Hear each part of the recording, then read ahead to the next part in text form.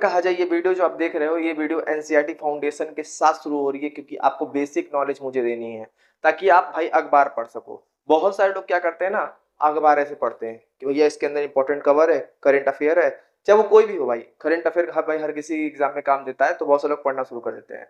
और कहा जाए तो खासकर जो लोग कॉम्पिटिशन की तैयारी कर रहे हैं तो फटाफट पढ़ के निकल जाते हैं। अब उन्हें पता ही नहीं कि दुनिया में कितने देश हैं। मैंने पता कर भी लिए तो उन्हें कुछ पता ही नहीं है कि भाई इससे क्या होता है, एक देश दूसरे से क्यों लड़ रहा है, उस देश में क्या हो सकता है, उस देश की आवश्यकता क्या, उस पर ऐसा क्यों हो रहा है।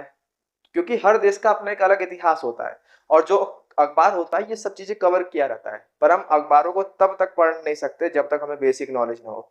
अब ये सब के लिए जितने भी भारत के नागरिक हैं ये सब देख सकते हैं। जैसे कॉन्स्टिट्यूशन को पढ़ते हैं वैसे ही इसको भी पढ़ने की शुरुआत कर दीजिए मेरे साथ। अगर मेरे देखिए, अगर आपको मेरा ठीक लगता है तो आप मुझे ज्वाइन कर सकते हैं, तो फिर किसी और को ज्वाइन कर सकते हैं। आप जब अब ये ग्लोब देख रहे हो, इस ग्लोब में बहुत सारे देश हैं। अब आप कहोगे क्या सारे देशों की इंपॉर्टेंस हमारे लिए है? हाँ, अब अगर हमें आवश्यकता पड़ी तो हमारे लिए इन सारे देशों की आवश्यकता हमको है। पर अगर कहा जाए ये जो ग्लोब है इसकी इंपॉर्टेंस क्या है, रीजन है इस ग्लोब के अंदर जो भी देश हैं उपस्थित हैं, इनको दो प्रकार से गणना कर सकते हैं। पहला यूएनओ के द्वारा, यूएनओ ने आपको पता होगा यूनाइटेड नेशन ऑर्गेनाइजेशन, जिसका नाम है संयुक्त राष्ट्र संघ। और ये क्या है, एक तरह का संगठन है, शांति वाला संगठन है कि भाई ये कोई दुनिया में जहां भी अशांति फैलेगी शांति की स्थापना करेगा। सेकंड वर्ल्ड वॉर के बाद स्थापित हुआ था ये। और जितने भी देश शांति चाहते हैं वो इसके अंदर साइन कर दिए। कहा जाता है 193 देश इसके अंदर साइन कर दिए थे। और साइन करने के बाद क्या किया, इसने शांति स्थापित करने का काम शुरू कर दिया। परंतु अगर कहा जाए वर्तमान समय में विफल रहा है अपने कामों में। अभी इसमें चर्चा करेंगे, आपको ऑटोमेटिक समझ में आ जाएगा क्यों विफल रहा है। और दूसरी बात यहाँ पर हम जो करना चाहेंगे वो क्या इंपॉर्टेंट चीजें हैं। जैसे अगर हम बात कर रहे थे कि दुनिया में दूसरी तरह की गणना क्या है देशों की, तो दूसरे जो देश हैं उनको सर्वे कंट्री कहा जाता है। कि कुछ देश होते हैं भाई इंडेक्स बनाते हैं, सर्वे में निकलता है तो 200 कंट्री कभी कभी आते हैं। क्योंकि अगर कहा जाए कुछ कंट्री में भी लड़ाई झगड़े चल रहे हैं, उनमें अभी तक संप्रभुता यानी सॉवरेनिटी अब तक नहीं मिला है। यानी वहां पर कॉन्स्टिट्यूशन हो चुका है पर वो किसी न किसी देश के कब्जे में है, या किसी न किसी देश के अंदर क्या हो रहा है, लड़ाई उसको लेकर चल रहा है। तो उस पर हम बात करेंगे, क्योंकि अभी हम आपको बेसिक आधार देने जा रहे हैं। तो बेसिक आधार में यही है कि मान लीजिए अंतर्राष्ट्रीय जो संबंध है बेसिकली वो क्या करता है, देशों का अध्ययन कर रहा है। और देशों में किसका अध्ययन करता है, संबंधों का अध्ययन करता है। कैसे संबंध, आर्थिक, राजनीतिक और सामाजिक संबंध। किन देशों के बीच करता है, तो संप्रभु राष्ट्रों के बीच, जो कि सॉवरेन कंट्रीज है, जो कि सॉवरेनिटी हासिल कर चुके हैं। सॉवरेनिटी क्या है, सॉवरेनिटी का मतलब ये होता है संप्रभुता। संप्रभुता का मतलब ये है कि अगर मान लीजिए जो भी देश है उसका अपना एक संविधान होगा, या वहाँ के जो लोग होंगे उसके अधीन रहते होंगे, वहां पर मतलब पूरी तरह से प्रॉपर स्ट्रक्चर होगा, गवर्नमेंट के चुनने से लेकर गवर्नमेंट के चलाने तक का।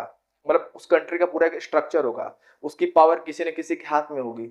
चाहे जैसे हमारे इंडिया में जनता ही संप्रभु है, जनता ही सब कुछ कर सकती है। जनता चाहे तो किसी को गिरा सकती है, कोई सरकार गिरा सकती है, और जनता चाहे तो कोई सरकार बना सकती है।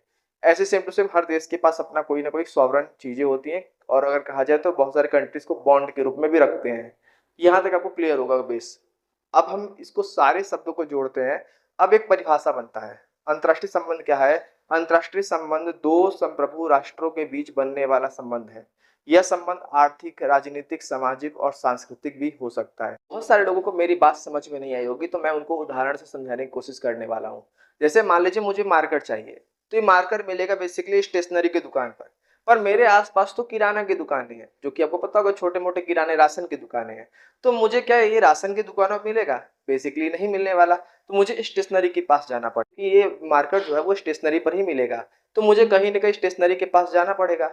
तो मेरा हित क्या है, कि मेरा हित इसमें है कि मैं स्टेशनरी वाले के पास जाऊं और 20 रुपए देकर ये मार्कर लेके आऊं। क्योंकि आप मुझे इसको किराने स्टोर पे तो मिलने वाला मुझे ये है नहीं, तो मुझे स्टेशनरी के पास जाना पड़ेगा। तो यहाँ पर हम क्या देखते हैं, ऐसे ही देश होता है। एक देश के पास जो कुछ नहीं होता है वो दूसरे देशों से लेता है, और यही लेन देन की प्रक्रिया उसके हित में होती है, यानी उसके इंटरेस्ट में होती है। इसे हम राष्ट्रहित कहते हैं। अब इसकी एक परिभाषा होगी, वो मैं अगले वीडियो में शुरू करूंगा, और उसके बाद मैं आपको सेकंड कॉन्सेप्ट यानी आपको कोल्ड वार की ओर लेके जाने की कोशिश करूंगा। उम्मीद करते हैं आपको यहाँ तक समझ में आया होगा, और यहाँ अगर समझ में आया तो आप लाइक, सब्सक्राइब एंड शेयर जरूर करिएगा। और क्लास 12th के जो भी बच्चे हैं, जो भी नागरिक इस देश के देख रहे हैं, उनके लिए अच्छी बात है कि आप ज्वाइन किए हैं।